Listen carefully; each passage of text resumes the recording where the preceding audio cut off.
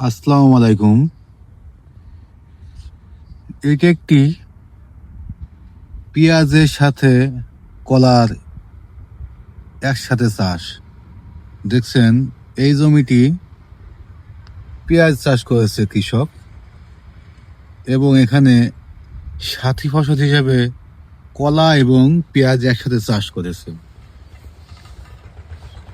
আমাদের মেহেরপুর জেলায় মুজিবনগর উপজেলার কৃষকরা বিশেষ করে পেঁয়াজের সাথে কলা এই সাথী ফসল হিসেবে এই চাষটি বেশি চাষ করে থাকে।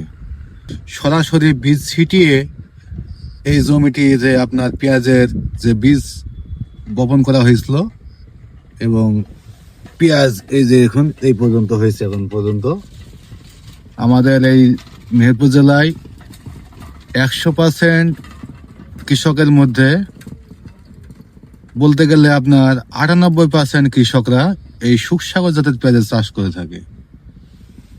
এবং কারণ এই পেঁয়াজের খুব ফলন ভালো হয়। এবং আপনারা যাদের উঁচু জমি আছে যে সকল অঞ্চলে দেখা গেল যে বর্ষার সময় পানি খুব একটা জমে থাকে না, সে সমস্ত জমিতে সুখসাগর বা অন্যান্য জাতের পেঁয়াজের সাথে কলা চাষ করতে পারেন। এই যে কলা গাছটি দেখছেন, এটা হচ্ছে আপনার মেহেরসাগর জাতের কলা। মেহেরসাগর জাতটি মেহেরপুর জেলায় ব্যাপক পরিচিত,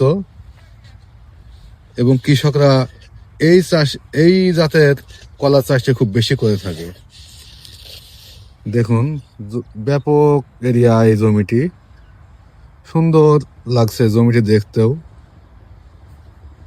এবং দেখছেন যে পাশে কৃষকরা আপনার রসুনের গাছ লাগাইছে, অর্থাৎ জমির যে আইল, এই আইলে আইলে আপনার রসুন গাছ লাগাই দেয়। এই আইলে আইলে এই যে রসুনের সব গাছ লাগাই দেয়।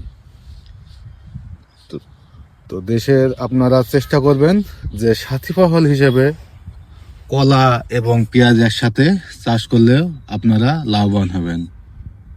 যেমনি কলা এবং পেঁয়াজ বপনের দিন একসাথে লাগানো হয়েছিল, এখন কলা গাছগুলো এই পর্যন্ত হয়েছে। এগুলো আবার বিশেষ করে বাংলা মাসের আপনার আশ্বিন মাসের শেষের নাগাদ, কার্তিক মাসের মধ্যেই কলা গাছগুলা কাটা হয়ে যাবে, অর্থাৎ কলা চলে আসবে।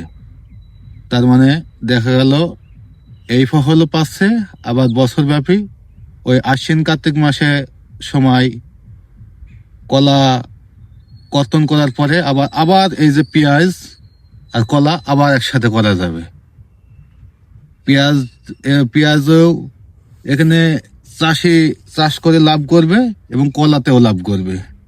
সব মিলিয়ে আপনার একটা ভালো অর্থ কৃষকরা পায়। তো আপনারা চেষ্টা করবেন কলা পেঁয়াজ একসাথে করার জন্য। সকলকে ধন্যবাদ জানিয়ে আজকের মতো শেষ করছি। আল্লাহ হাফেজ।